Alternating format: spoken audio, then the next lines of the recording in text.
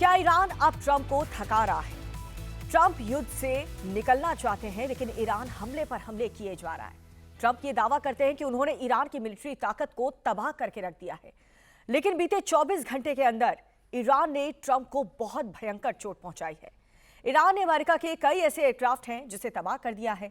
ईरानी defence system America के fighter jet, helicopter और drone पर हमला करने में कामयाब हुआ। ईरान ने अमेरिका के F-15 फाइटर जेट को भी मार गिराया है। F-15 के दोनों ही पायलट्स कहां हैं, अभी इस पर बड़ा सस्पेंस बरकरार है। इस बीच बड़ी खबर यह है कि ईरान ने अमेरिका के पायलट की तलाश और भी ज्यादा तेज कर दी है। ईरान की पुलिस और IRGC के साथ साथ पब्लिक भी हाथ में बंदूक लेकर के अमेरिकी पायलट को चप्पे चप्पे पर ढूंढने का काम कर रही है, लेकिन पायलट की अभी तक कोई जानकारी नहीं मिल पाई है। अमेरिका की तरफ से कहा यह जा रहा है कि उसने 2 में से 1 पायलट का रेस्क्यू कर लिया है, जबकि 1 पायलट अभी भी ईरान में है। ईरान ने अमेरिकी पायलट को पकड़ने के लिए इनाम की घोषणा भी कर दी है। लेकिन इन सबके बीच सवाल यह है कि अगर अमेरिकी पायलट ईरान के हाथ लग गया है तब क्या होगा? ट्रंप क्या करेंगे? क्या ट्रंप पायलट को बचाने के लिए अमेरिकी फौज ईरान में उतारेंगे, या फिर वो ईरान के साथ उसी के शर्तों पर डील करेंगे?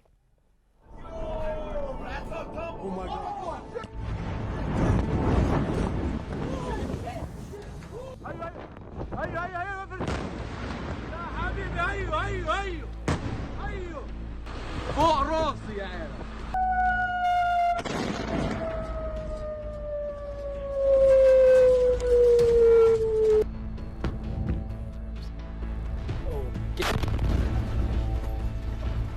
They have no anti-aircraft equipment. Their radar is 100% annihilated. We are unstoppable as a military force. Iran ने ट्रंप का गुरूर तोड़ा। 24 घंटे में अमेरिका का क्या क्या फोड़ा।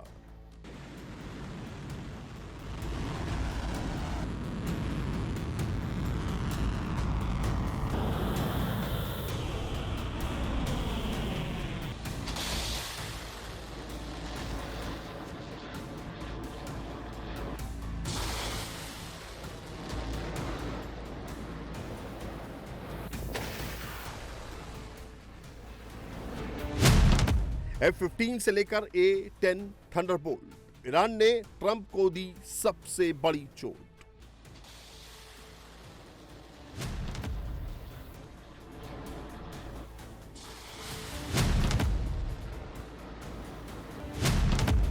क्या ईरान ने पायलट को पकड़ा? 24 घंटे में अब कुछ बड़ा होगा।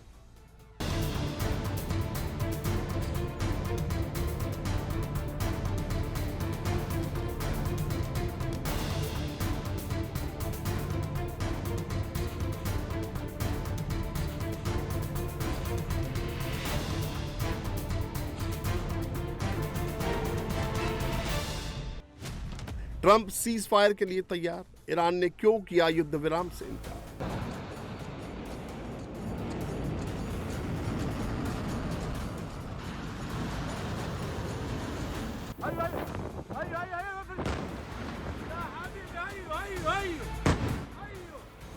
فوق راسي يا عيال.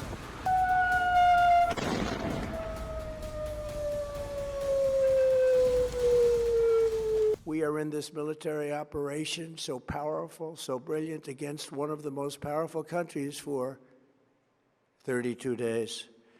And the country has been eviscerated.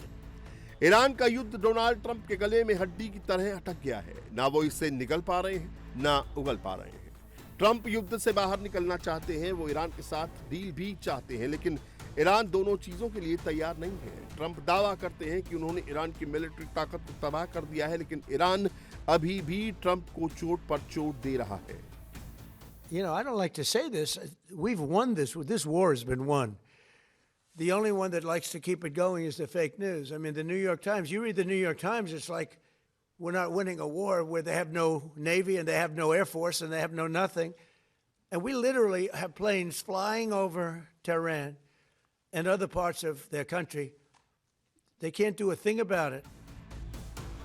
Trump का ओवर कॉन्फिडेंस ईरान के मोर्चे पर उन्हें भारी पड़ रहा है, और उसका सबूत ये तस्वीरें हैं। ये अमेरिका के F-15E strike eagle fighter jet की तस्वीरें हैं, जिसे ईरान ने खुजेस्तान में घुसने के बाद मार गिराया है।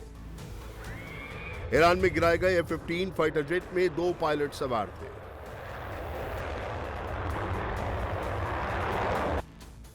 जिन्होंने क्रैश होने से ठीक पहले फाइटर जेट से छलांग लगा दी।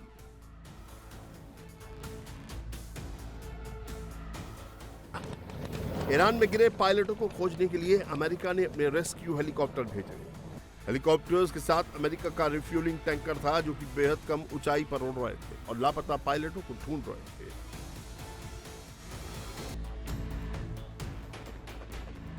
कम ऊंचाई पर उड़ रहे एयरक्राफ्ट पर लोकल पुलिस ने फायरिंग शुरू कर दी। स्थानीय लोगों ने भी अपनी पर्सनल राइफल से एयरक्राफ्ट पर गोलियों की बौछार कर दी। ईरान के अंदर रेस्क्यू ऑपरेशन के दौरान अमेरिका के हेलीकॉप्टर्स को भारी नुकसान पहुंचा। ईरान का दावा है कि फायरिंग में अमेरिका के 2 HH-60W जॉली ग्रीन 2 हेलीकॉप्टर तबाह हो गए हैं और ईरानी एयर स्पेस से भाग गए हैं। हालांकि अमेरिका दावा कर रहा है कि उसकी स्पेशल फोर्स में 2 में से 1 पायलट का रेस्क्यू करने में कामयाब हो गई है, जबकि दूसरा पायलट कहां है उसकी तलाश हो रही है। वहीं ईरान में दूसरे पायलट की तलाश तेज हो गई है।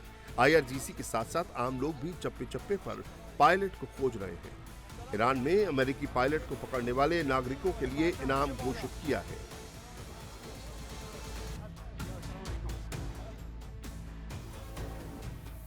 अब इस विमान को देखिए, ये अमेरिका का सबसे मजबूत सिंगल सीट वाला एयरक्राफ्ट है। A-10 को अमेरिकी एयरफोर्स का मजबूत ग्राउंड अटैक विमान माना जाता है, जो जमीनी टारगेट पर घातक हमला करने के लिए जाना जाता है।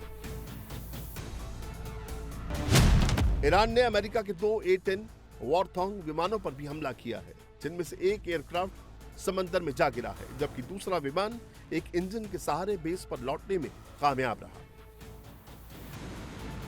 जो ईरान के लिए ट्रंप दावा कर रहे थे, उसकी मिसाइलें ताकत खत्म हो गई है, उसका रडार और एयर डिफेंस सिस्टम स्वाह हो गया है। वो ईरान जंग के 36वें दिन उसी मिसाइल एयर डिफेंस सिस्टम से ट्रंप के दांत खट्टे किए हुए हैं। Oh my God.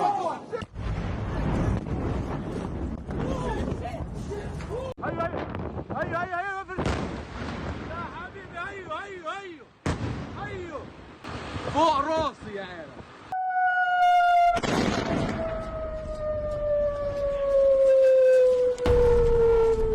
ईरान कह रहा है कि F-15 के अलावा उसने अमेरिका के एक और फाइटर जेट को मार गिराया है।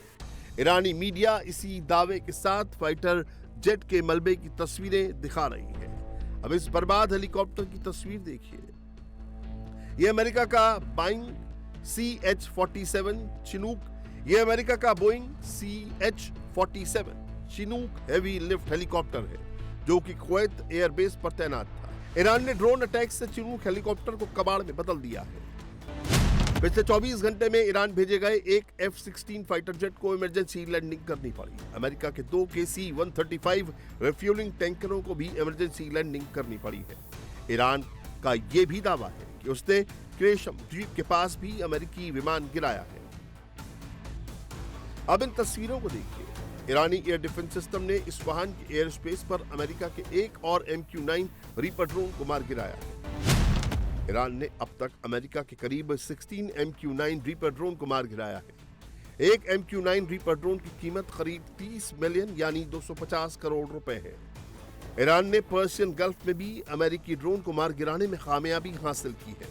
ये अमेरिका का लूकस ड्रोन है, जो कि ईरान के शाहिद 136 की कॉपी है।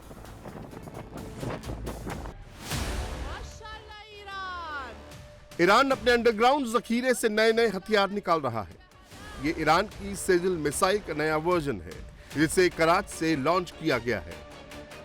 ईरान की इस मिसाइल ने अमेरिकी बेस से लेकर मिडिल ईस्ट तक को हराम मचा दिया है।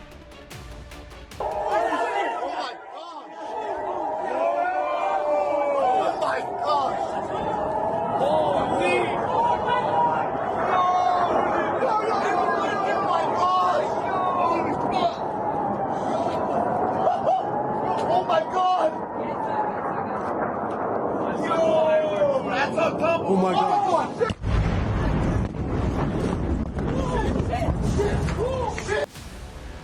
ईरान अब सबको बराबर से मार रहा है। ये सऊदी अरब के रियाद की तस्वीरें हैं। ईरान ने रियाद के अमेरिकी बेस पर भयंकर हमला किया है।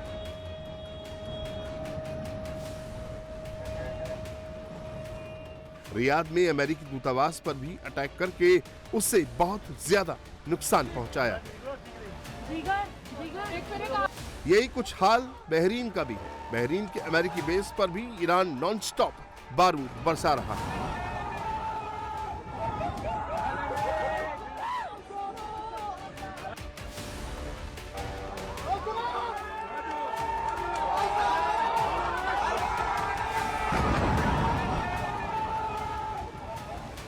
बहरीन पर इस कदर हमले हो रहे हैं कि अमेरिका के पेट्रियट एयर डिफेंस सिस्टम जवाब देने लगे हैं।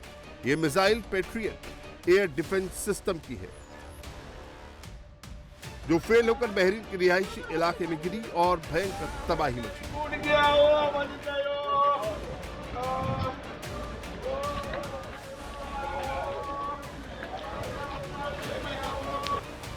जब से अमेरिका और इजराइल ने ईरान के इंफ्रास्ट्रक्चर पर हमला शुरू किया,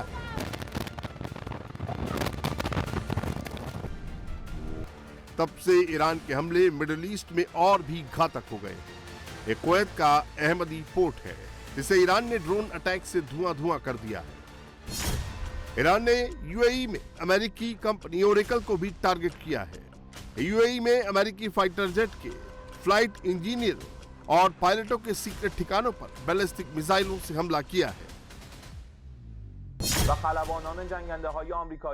इस लहर के दूसरे चरण में दुश्मन के ठिकानों के बाहर यूएई में अमेरिकी लड़ाकू विमानों के फ्लाइट इंजीनियरों और पायलटों के सीक्रेट ठिकाने को बैलिस्टिक मिसाइलों से सटीक निशाना बनाया गया, जिससे उन्हें भारी नुकसान हुआ। आपराधिक दुश्मन की आतंकी कार्रवाइयों और इस्लामिक रिपब्लिक ऑफ ईरान के नागरिकों की हत्या के जवाब में जासूसी और इंफॉर्मेशन टेक्नोलॉजी कंपनियों और खुफिया संसाधनों को भी निशाना बनाया, जो दुश्मन की आतंकी गतिविधियों के प्रमुख आधार हैं।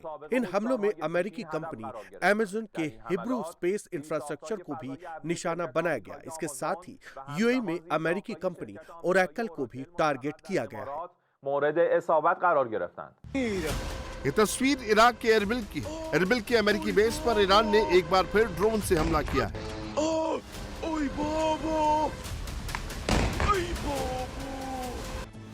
ईरान ने इराक में अपने प्रॉक्सी संगठनों को भी एक्टिव कर दिया है। इराक में ईरान समर्थित गुटों ने अमेरिकी ठिकानों पर अल अरकब मिसाइलों से हमला किया है।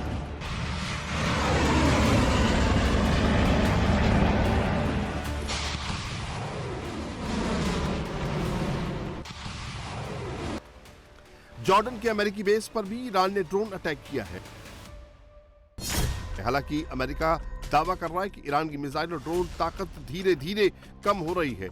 ईरान ने पहले हफ्ते जहां 795 मिसाइलें दागी, तो वहीं 5वें हफ्ते तक उसकी मिसाइल पावर घटकर 212 हो गई, जबकि पहले ईरान ने 1228 ड्रोन दागे, लेकिन 5वें हफ्ते तक उसकी ड्रोन दागने की कैपेसिटी 332 हो गई। लेकिन जानकार कह रहे हैं कि ईरान की फायर पावर कम नहीं हुई है, बल्कि उसने स्ट्रेटजी बदली है। ईरान अब क्वांटिटी पर नहीं बल्कि प्रिसीजन पर फोकस कर रहा है। ईरान एक साथ मिडिल ईस्ट और इजराइल हर तरफ हमले कर रहा है।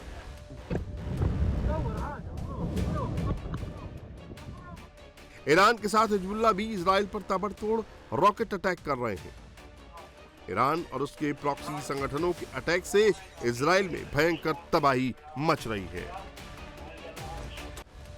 इजरायली सेना की ताकत का बड़ा हिस्सा हिजबुल्लाह से मुकाबला करने में खर्च हो रहा है। बेरूत और लेबनान बॉर्डर पर इजरायली फोर्स लगातार बमबारी कर रही है।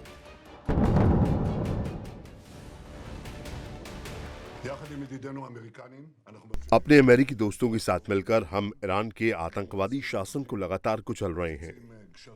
हम कमांडरों को खत्म कर रहे हैं, पुलों पर बमबारी कर रहे हैं और बुनियादी ढांचे को निशाना बना रहे हैं।